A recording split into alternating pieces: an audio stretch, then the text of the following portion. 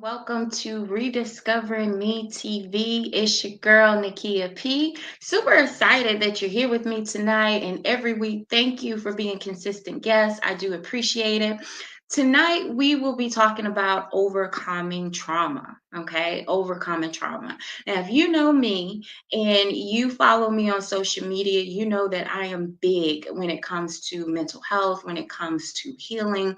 And that's because, hey, your girl is in her own process healing as well.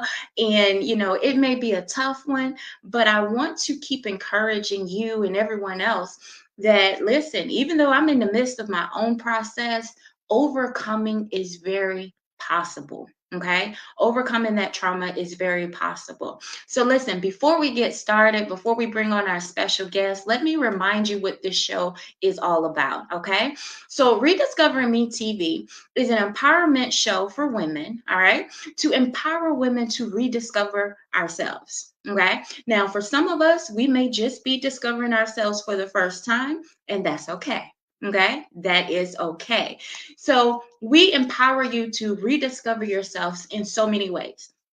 I speak heavenly, on mental health and healing and wellness, but we're also going to have people come on and talk about, finances and, living fully and authentically in yourself. So I want to make sure that you are following us on social media, Ruach Life Media, on our Facebook and on all of our social medias. Okay.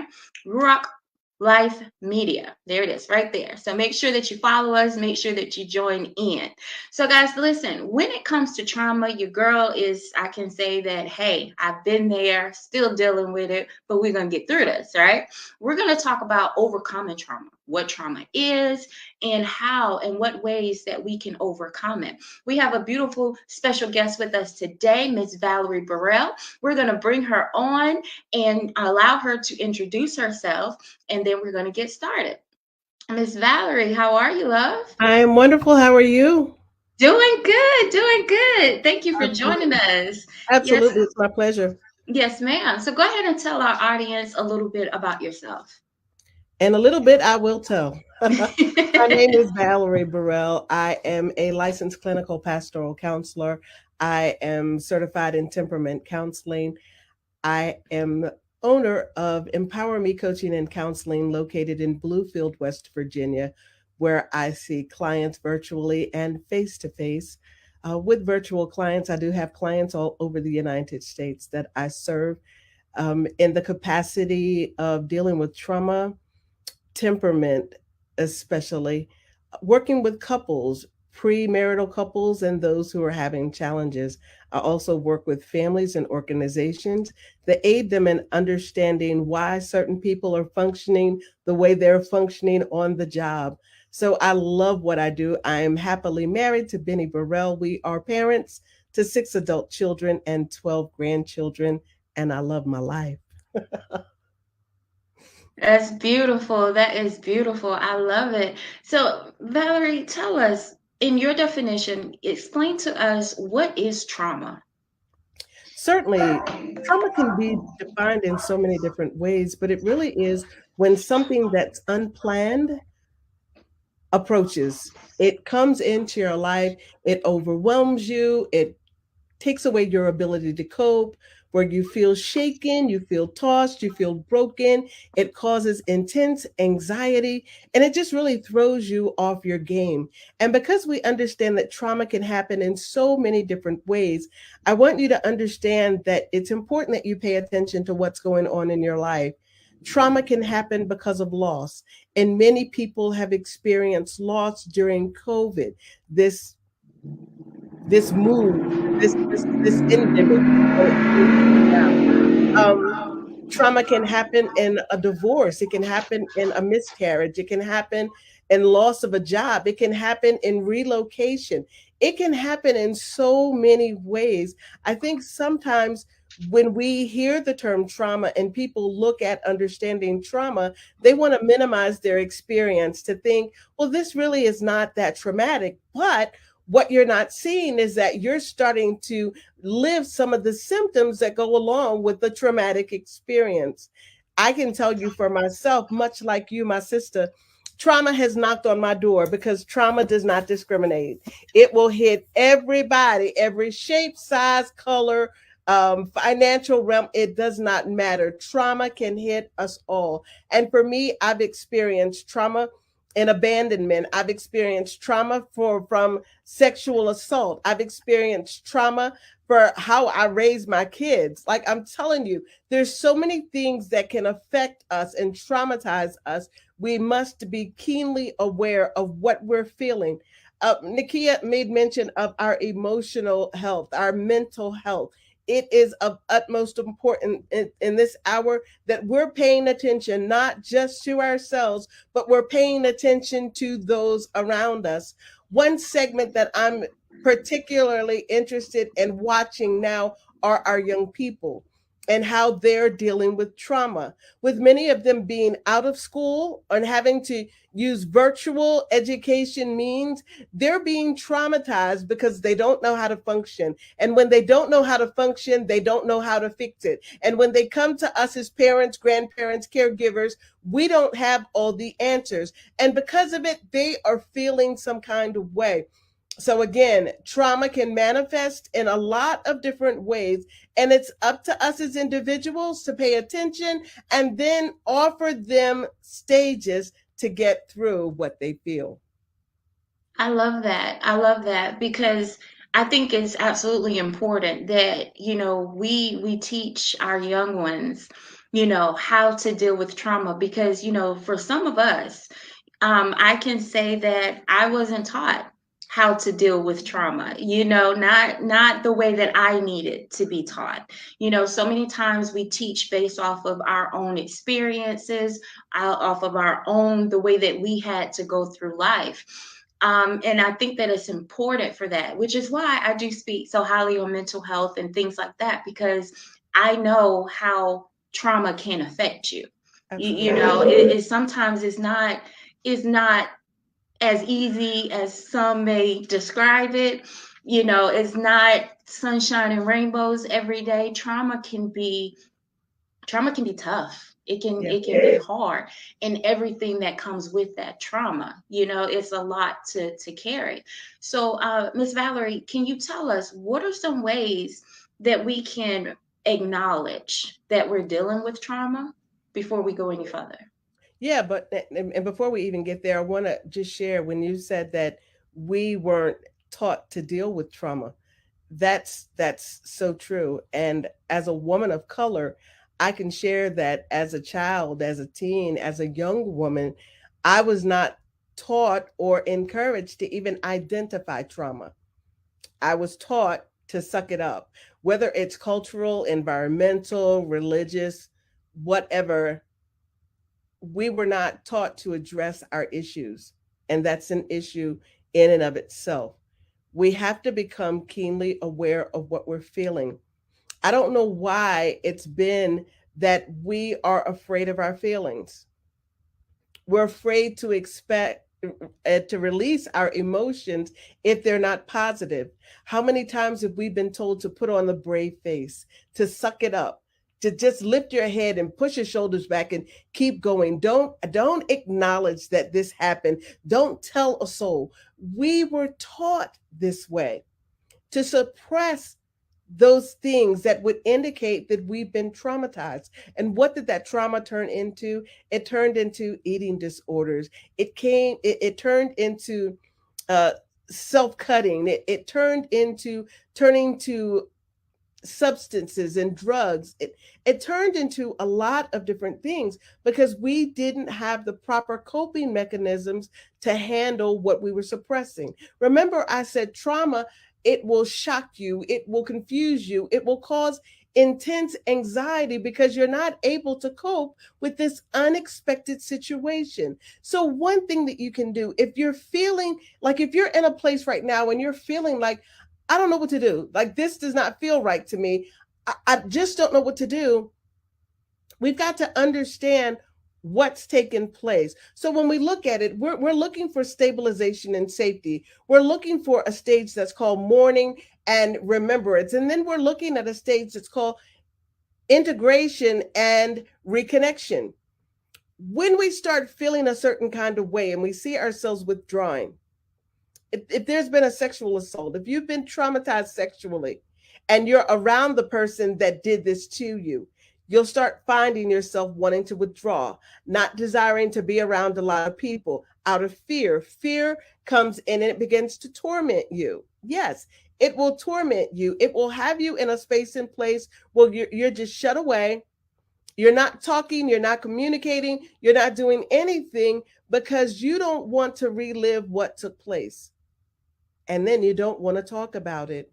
When you're finding yourself withdrawing, when you're finding yourself feeling like you're being shut in and shut down, that's when you need to start seeking help. It's another thing that I encourage you to do. Ask for help.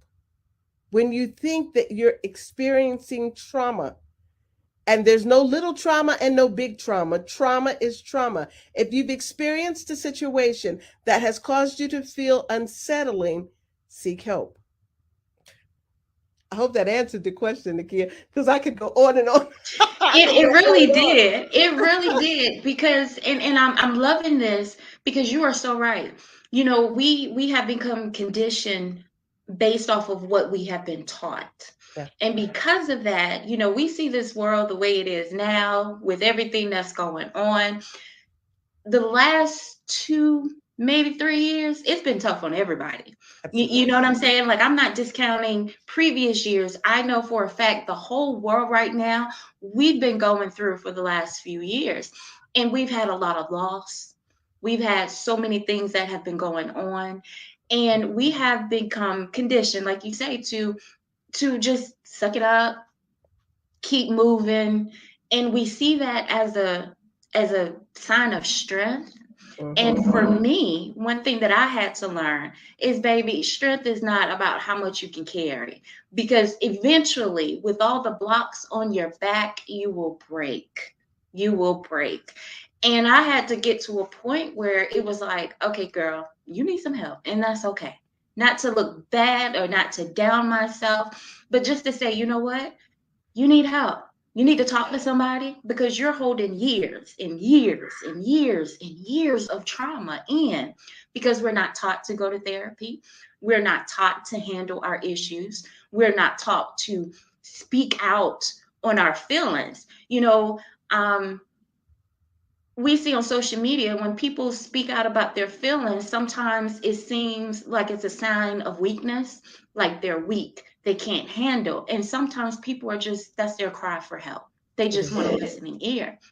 So, Miss Valerie, I know that you said that you've experienced, you know, your situations of trauma.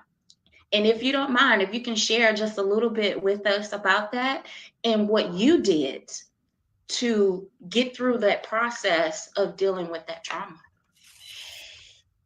So my first experience with really understanding, acknowledging trauma, happened in my preteen years when I was raped by an extended family member. That was like the first one. But once I understood, and when that happened, I suppressed it, right? Because I couldn't go home and tell my mama what just happened because it would be my fault. So I experienced that trauma, and that caused me to withdraw. Um, it sent me on a destructive path because here I was trusting someone to help me, and in turn, they abused me. What that also did is it reawakened a situation that happened to me as a child. After that happened, I remember being a little one in the care of a loved one, and I was molested. It became so very vivid. And I was like, what else is there in me? What else has happened? I was almost afraid to tap into my reality. I was afraid to tap into my truth.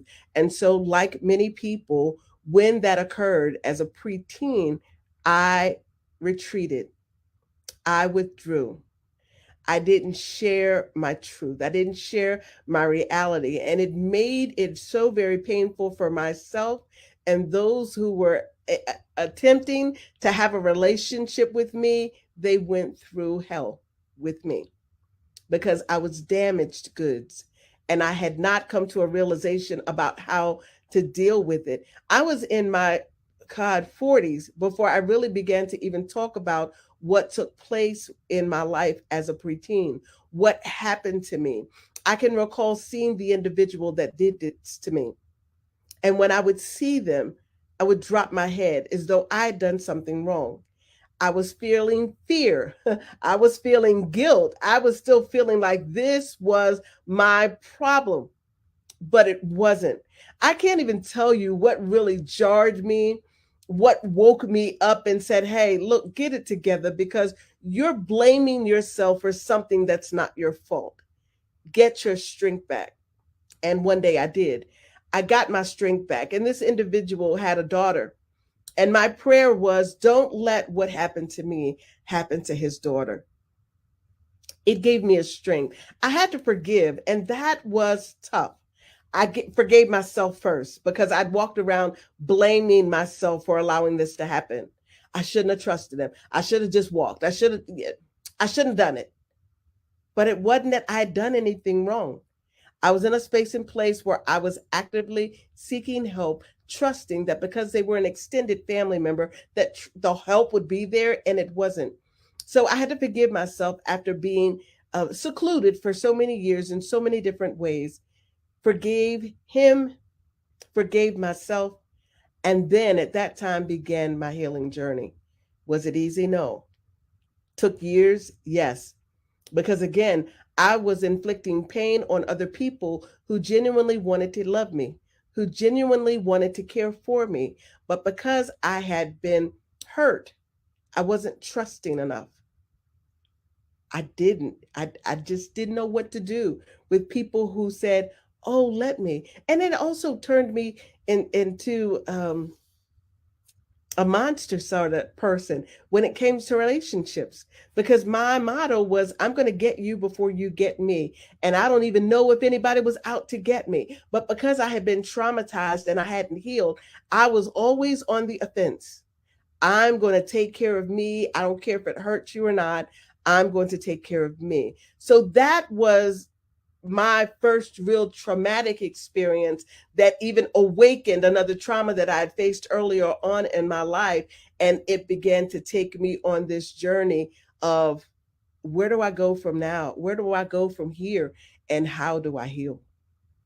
Mm, that's good. That's good. And I like what you said when you said that, this awakened a new trauma for you, that something that you didn't even realize that had happened at first. And those things happen because we can suppress these things. Now that I can say that now that, I'm doing therapy, it kind of shocked me, just by my therapist asking questions. And I was like, wait a minute now, wait a minute. Wait a minute, what you mean? But it taught me that, you got to look at yourself. You have to be honest with yourself. You have to be kind to yourself. You have to give yourself grace. And that is something that's not an easy process either, because we become so accustomed to blaming ourselves for every situation, for suppressing everything that happens, for not talking, and the first person we're ready to blame is ourselves. Absolutely. So forgiving ourselves and then being graceful and kind to ourselves and loving ourselves, that's a whole nother process. I don't think that some people really understand the different processes that you go through when you're on your path to healing. I always say that there's just no one path. You know what I'm saying? Like, we all heal differently. I can't tell nobody how to heal because I don't know what you've been through. But I can say that even though you're on one process, I'm quite sure there's another one, because there's so much work that we have to do. And each day, it gives us an opportunity to be kinder to ourselves, to love ourselves, to forgive ourselves, and even forgive those people that may have caused that trauma. What was that process like for you as far as forgiving yourself and learning how to love yourself again and trust yourself as you started to move forward? Yeah. So That's a real good question. As a therapist, as a counselor, and aiding people in trauma, when I look at the stages, the first one being stabilization and safety. I also think about Maslow's hierarchy of needs and how you go up the scale and making sure that certain things are in place to cope and manage whatever it is you're feeling. For me, I was not stable. Stabilization took years. It literally took years. Safety, I sort of grabbed the reins because from that point forward, I was very mindful and intentional about the circles that I was in, the places that I was going, the people that I was with. I had a very small circle that I trusted, and anything outside of that did not get my full attention or my activity. The biggest thing for me was being stable because my mind wasn't stable, because I wasn't healed. Stabilization was a challenge because I noticed that there were times that certain things, even certain voices, would trigger the thought of, oh, wait a minute, you got to back up. You got to go away. Now go inside. Like I even had struggles going to family cookouts and the person was there, right? Can you imagine? You have to go there and act like you don't see, you don't know, you don't feel, but all the time you do. And you have to smile. And when they said, go fix them a plate, you go fix them a plate and take them a drink, and you take them a drink. And the whole time there's this instability that's taking place in your emotions where you're thinking, is he looking at me? Does he want to do it again? Or is he looking at another young person in the room? Like, what is going on? So it took a lot of time for me to get to that space and place of stabilization where I was able to say, you know what? I'm going to stand on my feet. I'm going to square up. I'm going to have the conversation. I'm not going to back down anymore because I am continuing to imprison myself, and he does not care. He's not giving any thought to it. And I share that with us as we're going through the process of overcoming trauma. You have to understand that most of the time, the person or thing that traumatized you has moved on. We're keeping ourselves imprisoned by not allowing ourselves to become stable in our thinking and stable in our emotions, even stable in what we're confessing. I know a lot of people who have experienced trauma and they want to stay right there in it. Oh, I'm a victim. Oh, I'm a victim. It was an experience, it happened. But let's move from that victim's mentality to being stable, to understanding that it was a moment, it was an experience, it's now a part of my history, and I'm going to move forward and I'm going to succeed in whatever I put my heart and mind to, according to God's intent for my life. I am stable. So that was the hardest challenge for me. Safety, I could handle because I was going to make sure that I was in a safe place. Safe place was always at the top of the list. Oh, this doesn't look safe. I'm not going. But stabilization was a challenge for me for many years. Okay.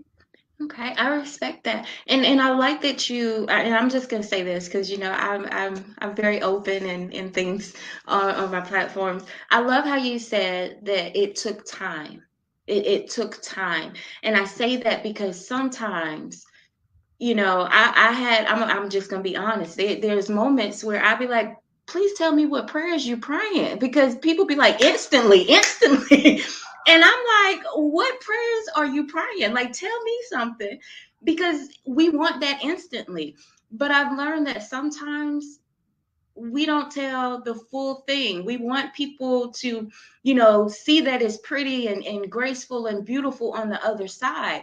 But people also need to be fully aware that, hey, these dark times, they're tough and they're hard, but you can get through them. You can get through them.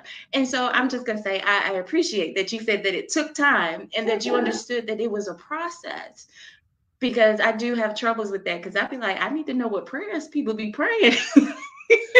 Well, one thing that we have to understand with that, Nakia, is that because trauma affects all of us differently, I believe in my experience and others that have been sexually traumatized, we don't get over that quite as easy as the trauma of having to relocate or the trauma of losing a job. Um, it's just different when there's been an intimate encounter. It does something, especially when somebody has violated you sexually, like they became a part of you. And it's not like you can go in and take your shower and wash it off. I don't care what kind of soap you use. You can use Dawn or Dove. It don't even matter. It's not going to wash it away. And then there are the mental images that you constantly have, that when you close your eyes, you see it. Or you rub up against somebody and you feel it, or you smell a certain cologne and it triggers, ooh, that's what he smelled like. And so because there's so many things connected to sexual trauma specifically, it's not like I can just brush it off. Oh, yeah, it just happened, whatever.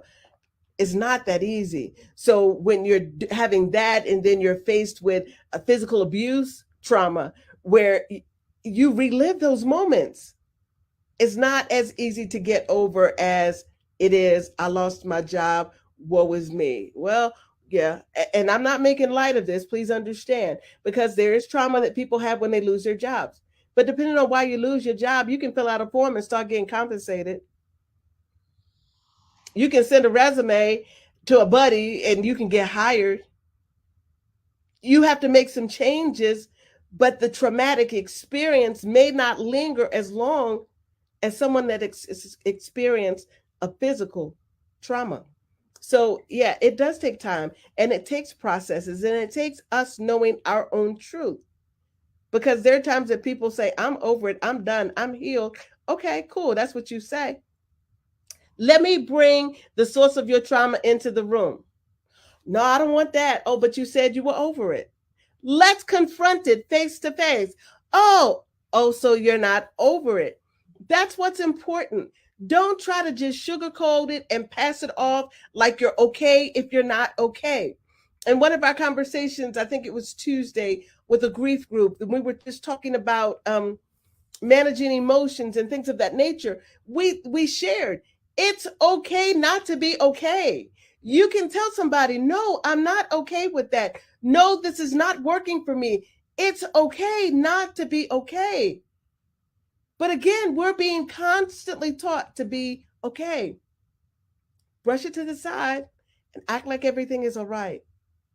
But that's not healthy, y'all. It's not healthy. And if we're constantly suppressing the things that are causing pain to us, what's going to happen when it erupts? What's going to happen when you've reached the limit where you don't have space to suppress anything else? What happens then? And we know that if you've been traumatized and you're feeling anxiety and you're feeling depression, a lot of times other things come into the picture, other coping mechanisms that aren't healthy. For me, one of my coping mechanisms was eating. I became an emotional eater. That whenever things started to bother me or perplex me or made me feel uncomfortable, I went to food. There are others that go to drugs and alcohol, others that go to sex, others that go to gambling. There are a lot of different things that people do as a coping mechanism not to deal with the trauma that they faced or are currently facing. It's okay not to be okay. Hear me. It's okay to say, you know what, I don't feel good about that. I'm not comfortable there. That doesn't feel good to me. I would rather say those things, address what you're feeling, and then move from there. Ooh, Lord have mercy. Nikki, you got to. You just got to. I love it. I do, because these are the things that we need to talk about. Like, these are the topics that people need to hear. Because I think, and this is just me, we need to come up with a whole new definition and meaning of strong. Yeah. Because strong is not pushing it on the rug. I'm gonna put it like this. I'm 37. I'll be 38 next month. And when I Youngster. say your girl has held trauma from 8 years old of being molested and then going through different situations, I knew that I needed help because I was about to snap. You understand? Like, I felt like I was about to lose every marble, everything that was happening. I started having panic attacks, anxiety attacks. I'm pacing back and forth, can't sleep. And before, when I had my last traumatic event, which was my assault, Mhm. my coping mechanisms was drugs. Right. It was completely drugs, because I was like, there ain't nothing else out here that's gonna make me escape from Mhm. dealing with this, and the fear of trying to get away, the fear of staying. So I was one that I coped with drugs and Mhm. got addicted to it and had to go through a whole nother process Right. to be healed and delivered from that. And I think that is so important that we understand that we don't have to be strong by hiding. Speaking up has been the best thing for me. It has been absolutely amazing, because now, and I mean, I'm not going to say like I'm completely there, because, I admit that your girl still got some rain and clouds over here. But one thing that I had to be honest with myself about was there was nobody out here that was going to come and save me. You see what I'm saying? It was a decision that I had to make for myself. And it had to be personal. And that's why I keep telling people, baby, this fight is personal. You got to make it personal, because you are fighting for yourself. You're Absolutely. fighting to save yourself. So speak your boundaries. If it's not comfortable, then it's not comfortable. If it's not something that you want to do, it's not something you want to do. I'm good at staying away from people.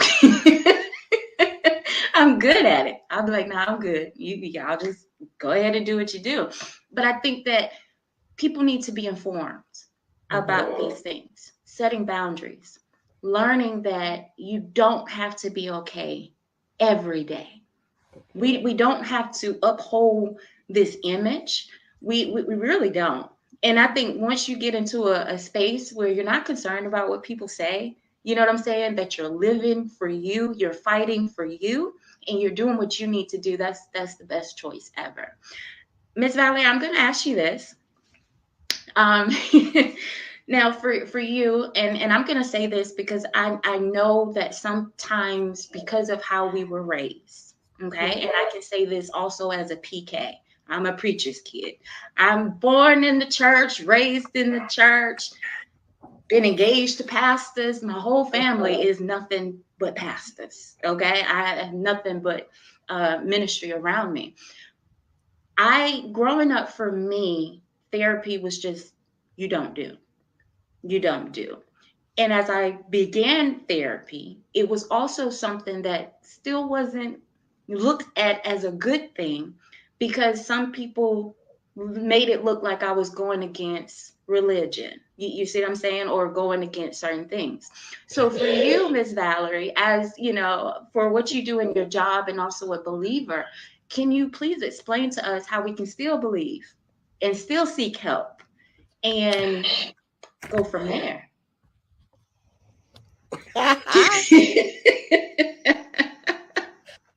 Absolutely.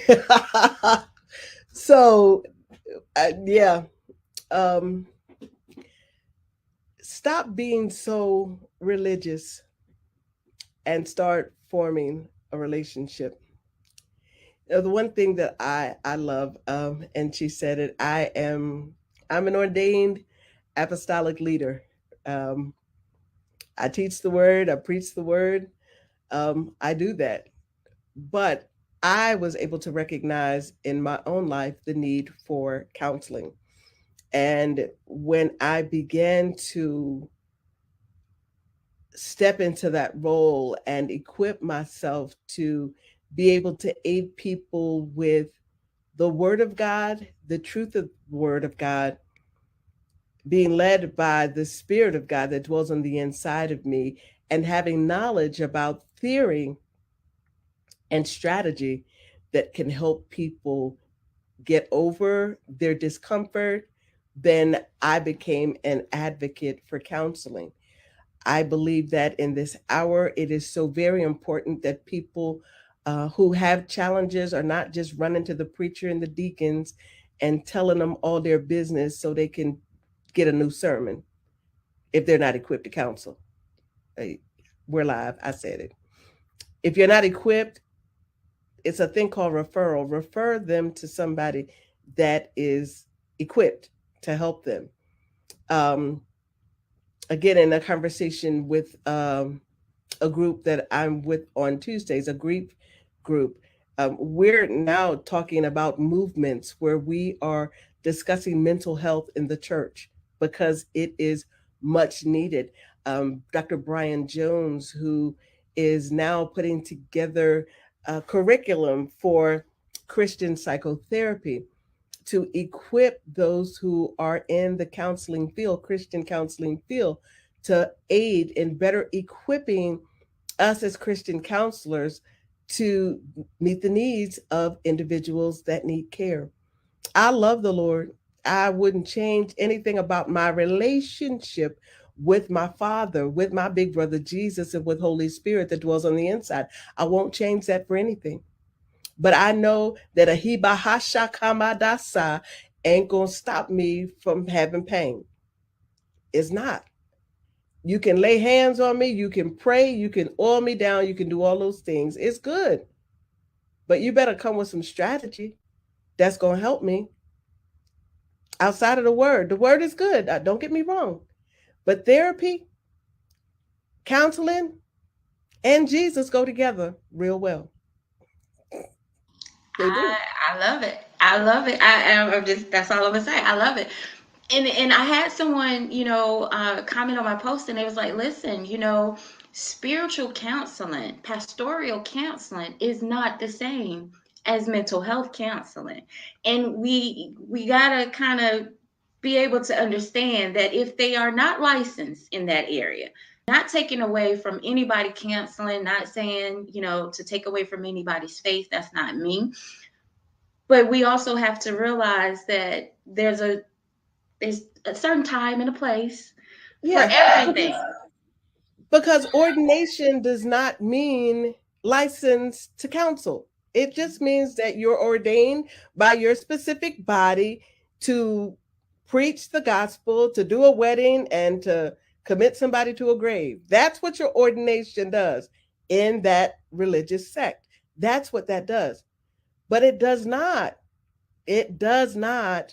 equip you for the challenges that many are facing behind church walls. And it is my desire, even with me, I just opened up my practice here in West Virginia back in January. I had my grand opening. And I was so very hopeful that, pastors and ministry leaders would be like, yay, we're glad you're here. Let's partner together. Let's get these people healed in Jesus' name. Let's go forward. That was my prayer. And I'm still praying that prayer. Hallelujah. I'm still praying that prayer. But I want also for ministry leaders to understand that when people come in, serving in the capacity of Christian counselors, licensed and certified temperament counselors, family and marriage counselors, they are not coming to take your members. They are not coming to take your money. But what we desire to do is to aid you in taking care of the flock. I mean, if you're a shepherd and you got sheep and the sheep get sick, you call the vet. What? You call the vet, right? Yeah, and I'm not calling your people sheep. Well, they are your sheep, but come on, call the ones that are licensed, that are called, that are anointed to do the work, to aid them and being the best that they can be, which will ultimately make your life as their spiritual leader easier. That is good. That's good. That's good. And I think we need that. We need mental health professionals in churches. We need more of them in schools. We need more of them that go to, scenes with police. We need more of that. And these are discussions that need to be had. And I get it. And I'm going to say this to all my listeners out there, whether you're watching this live or you're watching the replay, like, we get it. It's hard to open up about your feelings sometimes. Trust your girl, I be tripping and struggling with that every now and then. But it feels so much better when you Freeing. get it out. It really does. And I can say there are days that your girl don't want to get up out of bed. There are days that I be struggling. You know, yesterday I had therapy, and after therapy, I was like, "Girl, you can bounce from this day. Like you got this thing. It was a struggle yesterday morning, but girl, you got this." And I think that is so empowering to be able to speak up and speak out. You know, we see so many shirts and t-shirts. You know, I have a shirt for domestic violence, and it says, you know, my life matters, so I spoke out. To me, it's the same thing when it comes to trauma, when it comes to mental health. My life matters. So instead of me keeping my mouth shut and trying to fight this thing through, I'm gonna speak up because I matter. My life matters. My feelings matter. And you know, I told people, I said something today. I was like, I'm sorry, y'all, but I'm not gonna be out here turning cheeks for nobody else. Like, you're not gonna keep hurting me. And I just turn the other cheek and allow you. No, baby, you're gonna stay where you at. You're gonna stay where you at. Like, we gotta get out of it's okay. You know what I'm saying? People can do this to me and it's okay. I can take it. I'm strong. Nobody's saying that you're not strong. But every strong table, no matter how strong it is, if you keep weighing that thing, you keep putting more and more weight, it will break. And we don't want to break. I don't want to break, but we don't want to break. So opening our mouth, talking and speaking is beautiful. Okay? It is beautiful. Miss I Valerie. want to, if Oh, I go ahead. could, I'm sorry. Go ahead, love. when you talked about the table being strong, the table surface in and of itself is just a surface. But every table has a base, whether it's a round base in the center or whether it's legs that come from the sides and the corners. A table is not a table if it doesn't have foundation. Otherwise, it's just a plane. When we say to you, who those of you who have faced trauma or experiencing trauma in this moment, it's okay to have support. It's actually necessary to have support in being able to manage this. She talked about that table, but I need you to see it.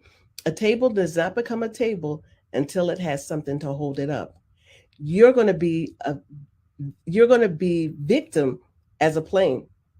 But when you get someone under you to support you, to uphold you, to go along with you, to keep you stable and safe, then you can overcome.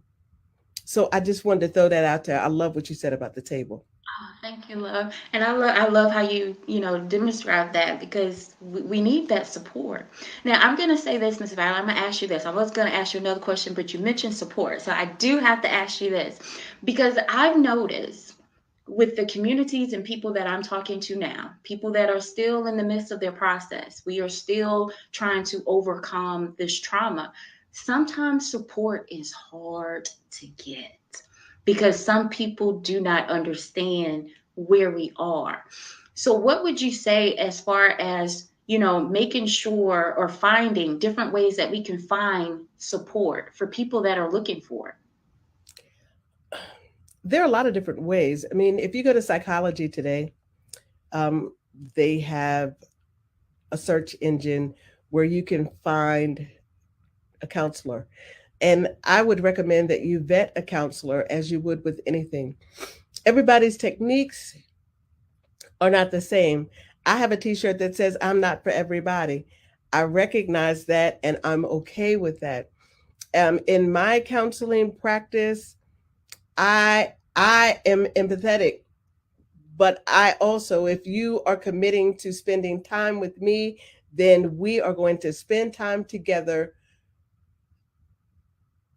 and work towards moving forward in what it is you've been called to do. Vet them, seek them out. You can go to search engines, you can go to um, domestic violence sites, a lot of different places that you can find information about counselors. If you're specifically looking for someone that's a believer, a Christian counselor, you can go to the National Christian Counseling Association and do a search to look for Christian counselors who have experience in working with trauma. There are a lot of counselors out there and more that are emerging because we see the need. So I just recommend that you do the search, vet them. A lot of counselors like myself, I offer you a free 15 minutes that you can talk to me to see if I'm the right person to help you in getting to your next and understanding what you're going through. I may be, I may not be, but many of us offer that so that you can get to know us, hear a little bit about us, know what it is that we do to help you be your best. Awesome, awesome. Miss Valerie, I want to say thank you so much. I have greatly enjoyed this conversation. Like I said, these are things that we need to talk about. And we want everyone, myself included, because your girl is still in there. We want to get through this process of trauma. We want to overcome it. We want to speak on it. We want to heal on it. Okay. So y'all know, if y'all following me, these are things that you're gonna hear. Okay. These are things that you're going to hear, even while I'm in the midst of it, because we understand how it can be. You know, we can, I totally understand how it can be. All right. So listen, I appreciate y'all for listening in. Miss Valerie, I'm going to give you the floor. Can you please tell us if you have any, encouraging words that you want to end out on? And please tell us how we can follow you, support you, and all of that. Absolutely. Well, I'm grateful for this opportunity to share. I want to just say to you that if you've dealt with trauma or if you're dealing with trauma, remember that there are going to be some stages that you go through: stabilization and safety. Make sure that you can get to a place and your therapist or counselor will help you in stabilizing your emotions so that you are not dealing with the constant anger, fear, or guilt. Those survival mechanisms, that you're able to manage those and move through those to be stable and safe. Also, we want you to, as you're moving to the next stage, which is mourning and remembrance, I want you to understand that you can review what trauma you went through, but you don't have to relive it. And sometimes that's a challenge. We constantly relive. We want you to get to a space and place where you're healed enough to review it, but not relive it. And then we want you to understand that this trauma that you faced, as you're trying to integrate it into your normal life, that it's a part of your history, whether it happened 10 years ago or 10 minutes ago. We want you to get to a space and place that you're able to understand that this was not a defining moment, it was a moment. Painful though it may have been, it's just a moment. It will be a part of your history, but it will not define you. You are bigger and greater than your trauma. I hope this has helped. I am on Facebook, Valerie Burrell. I am on most social media sites. I'd like for you to visit my website. That's empower me, the letter V is in victory.com, empowerme.com, where you can find out more about my services, my books, my speaking itineraries, and all things empowerment. It's Empower Me Coaching and Counseling. I am in Bluefield, West Virginia, offering face to face and virtual sessions to all who are seeking change. Awesome sauce. Thank you so much, Miss Valerie. I appreciate it. I appreciate this conversation. Please keep doing what you're doing, empowering our people to speak out, to overcome trauma, and to also handle and deal with our mental health. So thank you so much. We greatly appreciate it. Listen, guys, I'm going to make sure that we put Miss Valerie's information below this video. Okay. So listen, make sure that you're sharing it. All right, share it with your friends, share it with family, share it with whoever. Okay, if you know someone that is going through, share this video. Okay, because you never know. You never know. One thing that I like to say, and I got this from my therapist, is all you need to do is reach one person, and it starts a ripple effect. Just one, just one. You reach one, and that one will reach another, and then it goes from there. Okay, so Miss Valerie, again, thank you so much, love. I greatly appreciate it. Yes, ma'am. All right, guys. So listen, thank you for being here today. I greatly appreciate it. You already know. Make sure that you follow us on social media, Rock Life Media. Okay. All of our social media, Facebook, Twitter, YouTube. and also LinkedIn as well. All right. Make sure that you go to our YouTube channel and subscribe. I see y'all watching videos, but I need you to subscribe too. All right. So make sure that you do that. We will be here next Thursday again on Rediscovering Me TV with another guest as we continue talking about healing, mental health, wholeness, and beauty. Okay. Thank you guys so much. I greatly appreciate it. Mwah. Y'all have a great evening, and I'll see you next Thursday on Rediscovering Me TV. Be blessed, guys.